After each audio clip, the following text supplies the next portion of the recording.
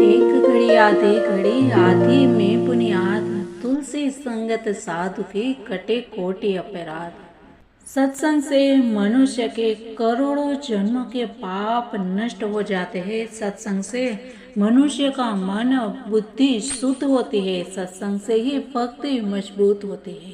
तो नमस्कार मेरे सनातनी परिवार, हम हिंदुस्तानी आर के चैनल पर आप सभी का बहुत बहुत स्वागत है। सत्संग की महिमा, सत्संग की इस कड़ी में आप सभी का बहुत बहुत स्वागत है। मित्रों, सत्संग से मनुष्य को जीवन जीने का तरीका पता चलता है। सत्संग से ही मनुष्य को अपने वास्तविक कर्तव्य का पता चलता है। अर्थात सत्संग सब मंगलों का मूल है। जैसे फूल से फल और फल से बीज और बीज से वृक्ष होता है, उसी प्रकार सत्संग से विवेक जागृत होता है और विवेक जागृत होने के बाद भगवान से प्रेम होता है और प्रेम से प्रभु की प्राप्ति होती है। सत्संग में बताई जाने वाली बातों को जीवन में धारण करने पर आनंद की प्राप्ति और प्रभु से प्रीति होती है। आज मनुष्य के मन और बुद्धि विकारों से फंसता जा रहा है। मनुष्य हर पल चिंतित रहने लगता है और हमेशा परेशान रहता है। इन सब का कारण अज्ञानता है। भगवान ने ये अनमोल रत्न मानव जीवन अशांत रहने के लिए नहीं दिया है। जब कोई मशीन हम घर पर लेकर आते हैं तो उसके साथ एक पेम्पलेट मिलता है जिसमें मशीन को कैसे चलाना है इस बारे में लिखा होता है। उसी प्रकार भगवान ने ये मानव जीवन दिया और इस मानव जीवन को सफल कैसे करना है ये हमें सत्संग और शास्त्रों से पता चलता है। इसीलिए जीवन से सत्संग को अलग नहीं करना चाहिए, क्योंकि जब सत्संग जीवन में नहीं रहेगा तो संसार के प्रति आकर्षण बढ़ेगा और संसार के प्रति मोह मनुष्य जीवन को विनाश की तरफ ले जाता है। और इसीलिए हम इस सत्संग की कड़ी शुरू की है। और मित्रों, हम शास्त्रों की बातों के द्वारा सभी को एक घड़ी आधी घड़ी जैसा पुण्य का एक डोर दे देते हैं, जिसके सहारे हम संसार सागर को पार कर जाए। तो ऐसे ही डोर पकड़ के मित्रों आप सभी इस चैनल के साथ जुड़े रहिए, यानी कि हम हिंदुस्तानी आर के चैनल के साथ जुड़े रहिए। सब्सक्राइब अभी तक नहीं किया है तो सब्सक्राइब भी कर लीजिए और बाजू वाले बेल आइकन को भी प्रेस कर लीजिए ताकि नोटिफिकेशन तुरंत मिल पाए।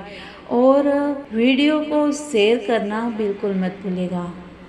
मित्रों, एक बार की बात है, देवर्षि नारद के मन में भगवान श्री कृष्ण के सानिध्य में रहने की बड़ी लालसा की और इसीलिए वे श्री कृष्ण के द्वारा सुरक्षित द्वारका में, जहाँ दक्ष आदि का सांप नहीं लगता है, ऐसी जगह पर सब संतों का विदा करने के बावजूद भी वहाँ बार बार आके रहा करते थे श्री कृष्ण के साथ।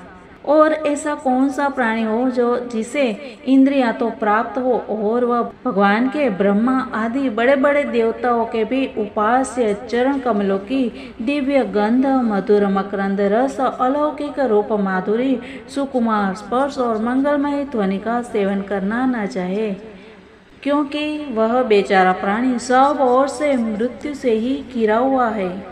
एक दिन की बात है, देवर्षि नारद वसुदेव जी के यहाँ पधारे। वसुदेव जी ने उनका अभिवादन किया तथा आराम से बैठ जाने पर विधि पूर्वक उनकी पूजा की, पुनः प्रणाम किया। इसके बाद वसुदेव जी ने पूछा कि इस संसार में माता पिता का आगमन, पुत्रों के लिए और भगवान की ओर अग्रसर होने वाले साधु संतों का पदार्पण प्रपंच में उलझे हुए दीन दुखियों के लिए बड़ा ही सुखकर और बड़ा ही मंगलमय होता है। परंतु भगवान, आप तो स्वयं भगवानमय भगवत स्वरूप है। आपका चलना फिरना तो समस्त प्राणियों के कल्याण के लिए ही होता है। देवताओं के चरित्र भी कभी प्राणियों के लिए दुख के हेतु तो कभी सुख के हेतु बन जाते हैं, परंतु जो आप जैसे भगवत प्रेमी पुरुष है, जिनका हृदय प्राण जीवन सब कुछ भगवानमय हो गया है, उनकी तो प्रत्येक चेष्टा समस्त प्राणियों के कल्याण के लिए ही होती है। जो लोग देवताओं का जिस प्रकार भजन करते हैं, देवता भी परछाई के समान ठीक उसी रीति से भजन करने वालों को फल देते हैं, क्योंकि देवता कर्म के मंत्री है, अधीन है।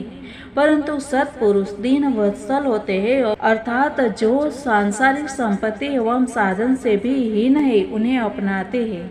ब्राह्मण, यद्यपि हम आपके शुभागम और शुभ दर्शन से ही कृतकृत्य हो गए हैं, तथापि आपसे उन धर्मों के साधनों के संबंध में प्रश्न कर रहे हैं जिनका मनुष्य श्रद्धा से सुन पर ले तो इस सब ओर से भयदायक संसार से मुक्त हो जाए।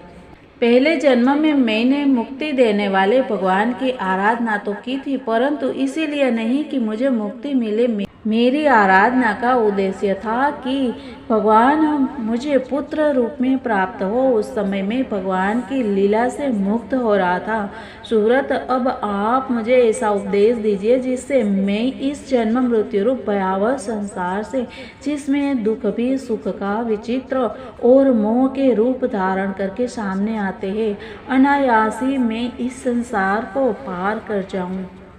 बुद्धिमान वसुदेव जी ने भगवान के स्वरूप और गुण आदि के श्रवण के अभिप्राय से ही यह प्रश्न किया था। देवर्षि नारद उनका प्रश्न सुनकर भगवान के अचिंत्य अनंत कल्याणमय गुणों के स्मरण में तन्मय हो गए और प्रेम एवं आनंद में भरकर वसुदेव जी से कहते हैं कि यदुवंश शिरोमणि, तुम्हारा यह निश्चय बहुत ही सुंदर है, क्योंकि यह भागवत धर्म के संबंध में है जो सारे विश्व को जीवन दान देने वाला है, पवित्र करने वाला है।